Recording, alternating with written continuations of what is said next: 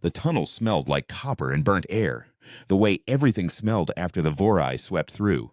Mara Osi pressed her back against the cracked concrete wall and let herself breathe for exactly 3 seconds. She'd counted seconds like that for 2 years now. 3 in, 4 out. The therapist used to call it grounding. She called it the only thing between her and the dark. She'd been coasting on nice dreams once. They all had. The colony lights still worked down here. Barely. Single filament strips bolted to the ceiling at 20-meter intervals, humming like something sick. They cast the kind of light that made everyone look drowned.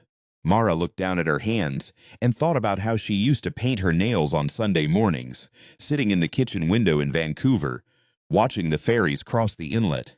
Plastic diamonds. Her mother used to call nail polish. Just plastic diamonds, Mara B. Things that sparkle but aren't worth anything. She thought about her mother more than was healthy, probably. She thought about her less than she deserved, certainly. The radio at her hip cracked. OC. Tunnel 3 is clear to the junction.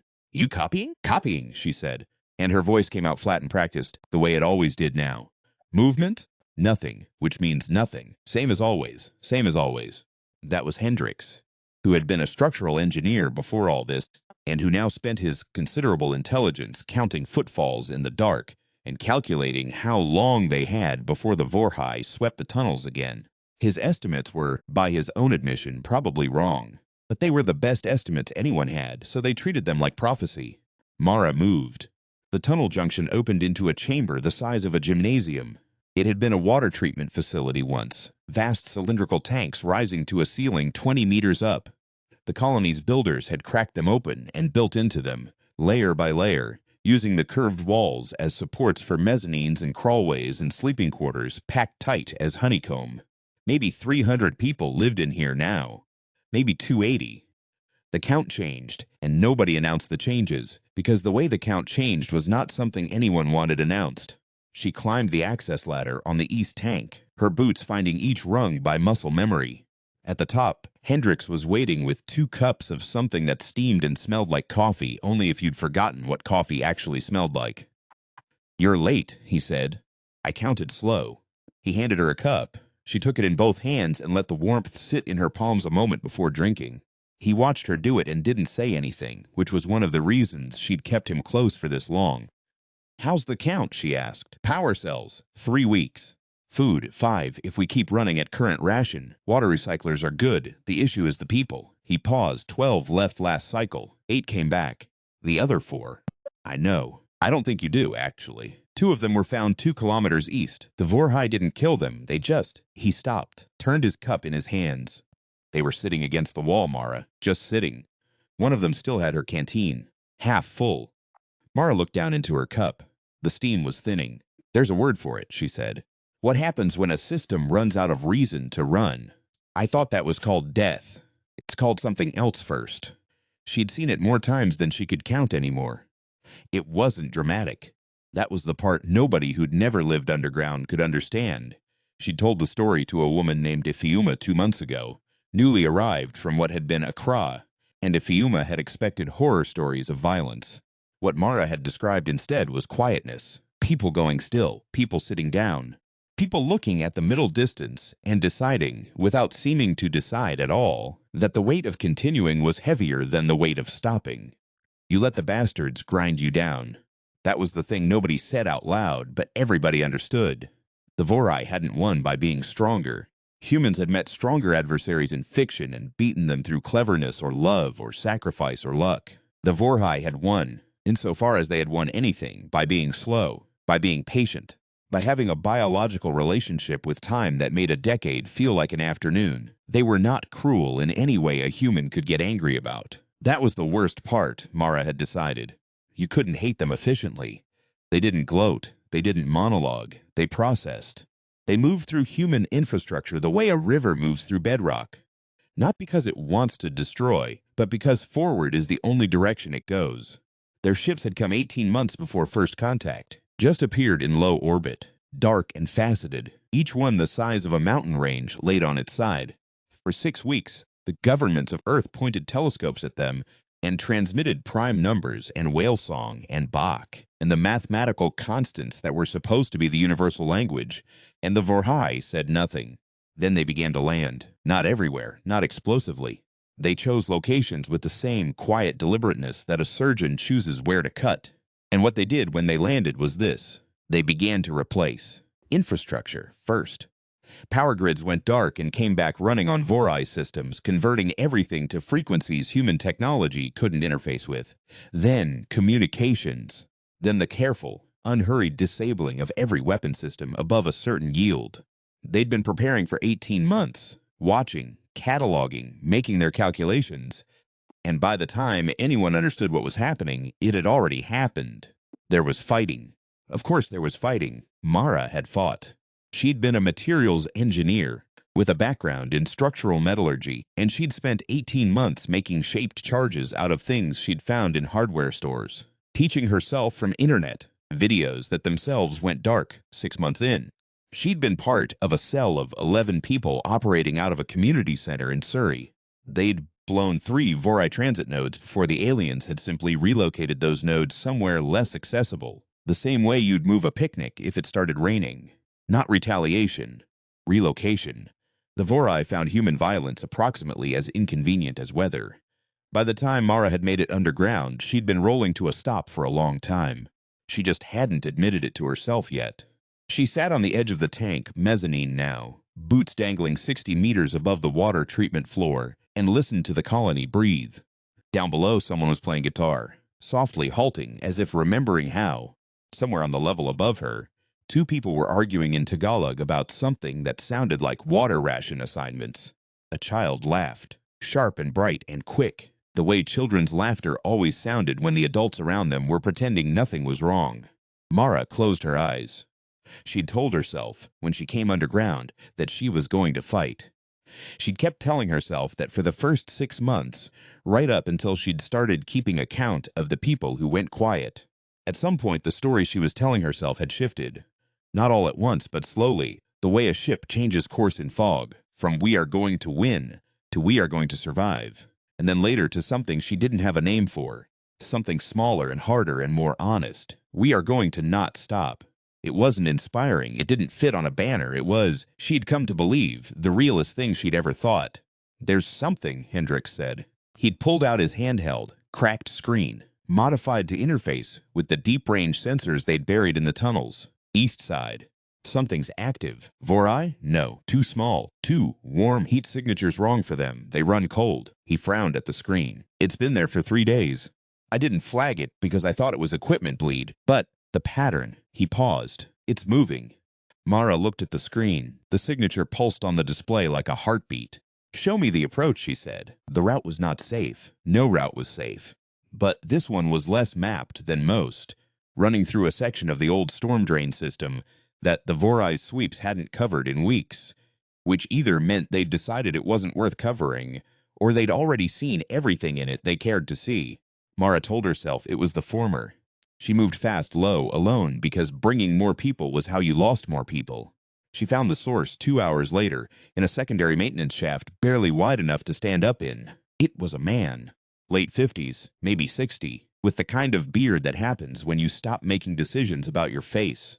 He was sitting against the wall with his knees up, exactly the way Hendricks had described the 4 who hadn't come back, and Mara felt her chest tighten before she saw his chest rise. He was alive. Just barely. She crouched next to him. He opened his eyes after a moment, brown, badly bloodshot, but tracking. "You're real," he said. His voice was rusty as old pipe. "Last time I checked." He made a sound that was almost a laugh. "I've been." He stopped, started again. "I was walking north. I had a route. Then I sat down." He looked at his hands like they belonged to someone else. "I don't know how long ago that was." 3 days, she said. Something moved in his face. 3 days. "You're not dead. I noticed." He let his head fall back against the wall. "I don't know if that's better or worse." She gave him water from her canteen. He drank it carefully, not greedily, which told her he'd been trained somewhere that mattered. When he was done, he looked at her properly for the first time, and she saw him taking inventory. The patches on her jacket, the tools at her belt, the specific way she'd positioned herself with the exit behind her, and her weight forward. "Engineer," he said, "You still are." He said it like a correction, quiet and certain. "I can tell by how you're sitting. Structural analysis. You're doing it right now. Looking at the load-bearing points." She hadn't noticed. Who are you? She asked. Calloway. James Calloway. I was at DARPA before. A pause. Before, she knew the word. Everyone had a before and an after. And the thing between them that you didn't describe, because describing it took too long and used up air you needed for other things. What did you do at DARPA? He looked at her for a long time. Then he reached inside his jacket and took out a hard drive, the kind with an impact casing. Military grade, the old kind, built before the Vorai had taken out the orbital relay networks. He held it out. I was working on something, he said, before. Something that might not have been possible before. But the Vorai have been outputting a signal on a very specific frequency. Electromagnetic, structured, not communication, more like a carrier wave for their transit network. And I've been studying it for 18 months, and I think... He stopped, breathed. I think I understand what it's doing, he said. And I think the thing I was building might be able to use it. Mara looked at the hard drive in his hand, then she looked at the man. She'd been wrong about people before. She'd been right about people before. She'd developed, over 2 years of underground survival, a specific kind of reading that didn't rely on what people said and relied heavily on what they did with their bodies when they were tired. James Calloway, sitting against a wall in a maintenance shaft after 3 days of catatonic stillness, was holding that hard drive toward her like it was the most important thing he'd ever touched. His hand was completely steady. Can you walk? She asked. Give me a minute. She gave him a minute. Then she helped him up, and they walked. He took 3 days to recover properly, which she spent learning what he had. He was not a good explainer in the conventional sense. He thought in 6 directions simultaneously and spoke in whichever direction he happened to be facing at any given moment. But Mara had spent her career reading technical documentation written by people who thought the same way, and she could follow him, mostly. The Vorai transit network ran on a resonance principle. Their ships, their nodes, their atmospheric processors, all of it. It was linked by a carrier wave that operated at a frequency humans had never worked with deliberately, but had, apparently, been close to working with in several different DARPA programs across 15 years. Calloway had been close, very close. And then the Vorai had arrived and provided, inadvertently, the last piece he'd been missing. Here's the thing about their network, he said, on the second evening, sitting across from Mara at a folding table, with his notes spread between them. It's elegant, really elegant. The most elegant infrastructure I've ever seen. Why does that matter? Because elegant systems have specific vulnerabilities. He put his finger on a diagram. A robust system is messy. It has redundancies built on redundancies, backups for the backups, all of it snarled together so that when you pull one thread, the others hold. But an elegant system, he made a gesture with his hand, graceful, expansive. It relies on coherence, everything working together precisely. The whole thing is, in a sense, tuned, like a string. And if you can introduce the right dissonance at the right frequency, you can make it vibrate apart, he pointed at her. Materials engineer. They didn't think of that? Hendricks asked from across the room. He'd been listening since the second hour, pretending not to. They didn't think we could, Calloway said, which is a very different thing. We didn't have the frequency. We didn't have the instrumentation. And we certainly didn't have the power source. He paused. We still don't have the power source. This was where things got complicated. The device Calloway was describing needed, to function, a power source that could output a sustained and precisely calibrated electromagnetic pulse. Not massive, but very specifically shaped. The kind of shaped output that was, he admitted, beyond anything they could build from colony stores. What we need, he said, is a Vorai power cell. Everyone looked at him. I know, he said. So we need to get into a Vorai installation, Mara said, or intercept a transit sweep. Their drones carry cells. Small ones, but if we can calibrate down. He nodded. Yes. But someone has to get close enough to a drone to get the cell out. Which means, I know what it means. The colony council was 8 people, and they argued for 6 hours, which Mara considered efficient by their standards. The argument went the way most arguments did. Against this, loudly, with specific reference to the last 3 attempts to directly interfere with Vorai assets and what had happened as a result. Not retaliation. Just, the assets had moved, the opportunities had closed, people had taken risks for nothing. Mara sat at the edge of the argument and let it run. When it ran down, she said, I'm not asking for permission, I'm asking for people who want to come. Silence. Then the guitar player from 3 days ago, a young man named Soto, 23 years old, who had been a music student before and who now apparently decided tactical volunteer missions were equally worth his time, said, "I'll come." Then a woman named Dr. Park, who had been an anesthesiologist and who had spent 2 years becoming very competent with things that were not anesthesia, and I, then 2 others, then 3 more, 8 total, which was, Calloway noted, precisely the number of people who could move through the tunnels they needed to use without exceeding the noise threshold above which the Vorhai sweeps responded. He'd done the math already. Mara hadn't asked him to. She caught him doing it, and he shrugged and said, "I'm a scientist. When there's a problem, I calculate." He paused. I didn't stop being one. She thought about plastic diamonds, things that seem worthless but catch the light at the right angle and remind you what light is. Neither did I, she said. The transit sweep ran on a 40-hour cycle. They had charted it carefully over 4 months, sacrificing sleep and warmth and safety to watch the drones move through the sections of the old transit hub that the Vorhai had converted to a node. The drones were about the size of a large dog, flat-bodied, and they moved with the particular efficiency of things that had never had reason to move otherwise. Smooth, unhurried, certain. Mara had watched them many times. She knew the specific way they angled at corners, the exact speed of their patrol, the brief, very brief, window between their pass, and the activation of the hub's secondary sensors when a gap existed in the coverage map. The gap was 11 seconds. She'd known about the 11 seconds for 3 months. She'd been waiting to know what to do with them. Now she knew.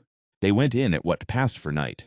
The Vorhai didn't observe day-night cycles, but their infrastructure output slightly lower power during the period corresponding to 020 to 024, a fact that Calloway had spotted and that Mara had filed away without knowing yet why it mattered. It mattered now. Lower output meant lower sensitivity in some of the secondary sensors. Not much lower. Enough. The 8 of them moved through the old transit tunnels in single file, no light, navigating by touch and memory. Mara was at the front. Soto was behind her. She could hear him breathing and could tell by the pattern that he was scared but not panicking, which was precisely the right state to be in. She was in it herself. At the junction where the old tunnels connected to the converted hub, she stopped them with a hand signal and held up her fingers. Counted down from 10. At 0, they heard the drone pass, a low, smooth sound like wind through a very specific aperture, and at the moment it turned the corner she went. 11 seconds. She crossed the floor at a dead run, reached the drone maintenance alcove, found the access panel she'd memorized from a photograph taken 6 months ago by someone who had gotten in and gotten out and never gone back. Her fingers found the release catch. It opened. She reached in. The power cell was the size of her fist and heavier than it looked. She pulled it free, tucked it into the insulated pouch at her chest, closed the panel. She was back at the tunnel entrance with 4 seconds to spare. She stood against the wall, heart going so hard she could feel it in her ears, and watched the drone complete its return sweep. It paused. She felt the pause, like a cold wire along her spine. It moved on. She let out a breath she hadn't decided to hold. "We good?" Soto whispered. "We're good," she said. "Move." Calloway worked on the cell for 6 days, mostly without sleeping, with Mara beside him running calculations, and Dr. Park keeping him hydrated with a firmness that permitted no argument. The device took shape slowly, built from salvage and will and the kind of improvisational engineering that only happens when the alternative is giving up. It was not beautiful. It was a collection of scavenged components held together with repurposed cable housing and magnetized wire and things that Calloway had invented names for on the spot. It was functional, or it would be, or they would find out it wasn't. On the 6th day, Calloway sat back from it and put his hands flat on the table and looked at the ceiling. "I think that's it," he said. Mara looked at the device. It sat between them like a question. "What does it do?" Dr. Park asked. "Precisely, not the theory. What happens when you turn it on?" "If the calibration is right," Calloway said, "it broadcasts a resonance pattern on the Vorhai carrier frequency, not a signal, a dissonance. It introduces a perturbation at a specific frequency that their network is tuned to ignore as background noise, but which, if sustained at the right amplitude, induces a cascade failure in the transit node architecture." He paused. "It should take the nearest node offline within a certain radius for an unknown duration." "Unknown," Hendricks said. "Unknown. Could be hours. Could be days. Could be long enough that they notice and compensate. Could be long enough for something else to happen." He looked at Mara. This was always the bet. The device buys time and disruption. What you do with the time and disruption is a different question. The colony had been waiting for that different question. Mara had been building toward it for 2 years, she realized, even when she hadn't known she was building toward anything. Every person she'd kept from going quiet, every canteen kept half full, every guitar playing softly at the bottom of the world. You don't just survive until you can fight. You fight by surviving, she called the council. She called everyone she could reach in the surrounding tunnels. In the old water treatment tanks, lit by their sick humming strips, she told them what they had. We can't win, she said, because she decided honesty was the one resource that never ran out. Not today. Not with this. The Varai are not going to look at one offline node and decide to leave. She let that sit. What this does is give every cell in this region a window. Every group that's been unable to move because the transit network had their tunnels covered. Every supply route that's been closed. Every plan that needed an hour of darkness to execute. She looked around the tank at the drowned light faces she'd spent 2 years learning to read. We don't win by fighting harder than they can. We win by being more patient than they expect. We win by still being here when they've finished calculating that we should be gone. She waited. Soto, at the back, started to applaud. It was quiet at first. Then it wasn't. They activated the device 3 days later, in a section of the old rail corridor that put maximum distance between the antenna array and the colony. Calloway turned it on. For 30 seconds, nothing happened. Then, every Vorai transit light in the visible section of the hub flickered. Mara counted. 1, 2, 3. The lights went out. The silence that followed was different from the usual silence of the tunnels. It had a different texture. Lighter. MTA. The low hum that they'd all stopped noticing because it had been there for 2 years. The carrier frequency, she realized, that had been washing over them constantly like a tide, was gone. How long? She asked. Calloway was watching his instruments. Unknown, he said, but he was smiling. But it worked. She nodded. She keyed her radio. All stations. This is Osei. You have a window. How you use it is your call. Reach your people. She released the key, held the radio. Don't let the bastards grind you down. The radio cracked back almost immediately. Voice after voice, fractured and overlapping and alive. She stood in the dark rail corridor and listened to them, and felt something she hadn't felt in a long time. Not hope, exactly. Hope was something you aimed at the future. This was something older, something that lived in the present tense. She looked at Calloway. He was still watching his instruments, but his hands were shaking slightly, and she understood it wasn't fear. How long did you sit in that shaft? She asked. Not for the first time. She'd asked it once before, and he hadn't answered. He answered now. Long enough to understand something, he said. I sat down because I thought I was waiting to recover, but I wasn't waiting. I was waiting for someone to come so I'd have a reason to stand up. He paused. That's the part they never account for. The Vorhai. They calculate individual survival metrics. They model human behavior as if we run on individual cost-benefit analysis. He looked at her. We don't. No, she said. We don't. The radio was still going. She could hear, somewhere distant in it, a woman she thought might be Iphioma calling coordinates. She could hear Hendrix's voice, calm and precise, relaying grid data to cells she hadn't known were within range.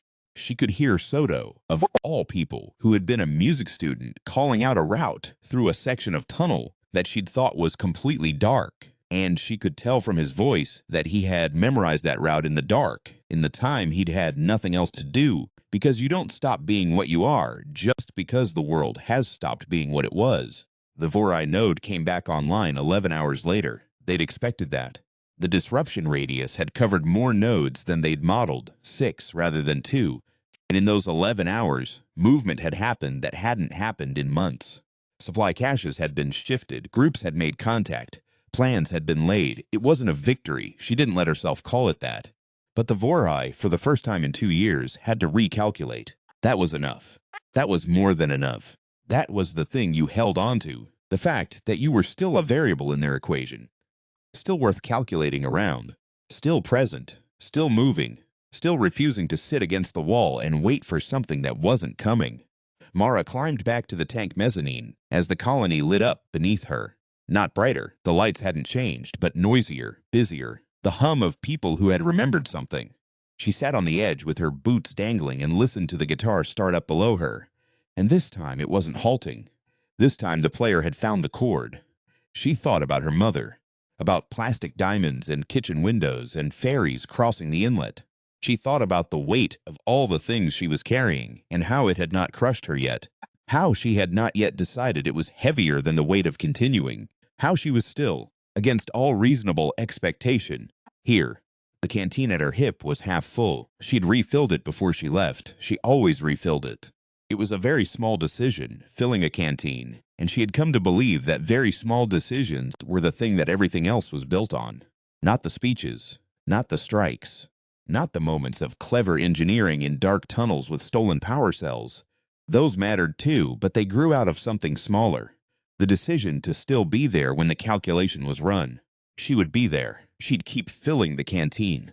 Below her, the guitar found its melody and held it, and Mara Osi, who had been a materials engineer and was still a materials engineer, and who had been rolling to a stop for 2 years but had not yet stopped, let out a long, slow breath and looked up at the ceiling of the tank, which was dark, and thought about all the sky that was above it, past the rock and the soil, and the Vorhai installations, and the silent faceted ships in low orbit. All the sky that was still there, still full of stars, still indifferent to everything that was happening beneath it in the human way that was not really indifference but was distance.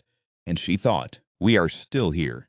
We are still here, and we are still angry, and we are still full of music and math and stubbornness and all the other things that don't compute in their models. We are sunken in. We are deep in the strange world they made of ours. We are pressed against the wall in the dark with half a canteen and a device that worked for 11 hours and a guitar playing somewhere below us. And we are not done. Hendricks came up behind her. She heard his boots on the ladder. He sat down beside her without saying anything and handed her a cup of the coffee approximate. And she took it in both hands the same way she always did and let it warm her palms. After a while he said, 6 nodes. 6, she agreed. That's more than we thought. Most things are, she said, when they work. He nodded slowly. She could see him running structural calculations in his head. She could tell by the way his eyes went slightly unfocused and slightly sideways. She left him to it. Calloway appeared at the top of the ladder a few minutes later. He had his notes under one arm and something that might have been a second device in his other hand, smaller, rougher, earlier in its iteration. He looked at it and then at Mara. I was thinking, he said. I know, she said. We have 3 more cells. She turned to look at him. In the sick humming light of the tank, his eyes were bright and bloodshot and very, very awake. Walk me through it, she said. He sat down cross-legged on the mezzanine floor and spread his notes between them and began to talk. And Mara listened, and the guitar played, and the colony breathed its 300 breath below, and somewhere past all of it, patient and silent and certain, the Vorhai waited with their elegant systems and their cold calculations, and they were running their numbers. And what they could not calculate was this. The humans were running numbers, too. They always had been, even sitting against the wall, even in the dark, even at the bottom of the world with half a canteen and no guarantee of anything at all. You run the numbers until the numbers change. Then you run them again. That is the thing they cannot model. That is the thing they will never be able to model. Because you would have to be human to understand it. You would have to have grown up being told that things that sparkle aren't worth anything, and found out years later, deep underground, that your mother was wrong. The things that sparkle are exactly what you're worth. Every last one of them.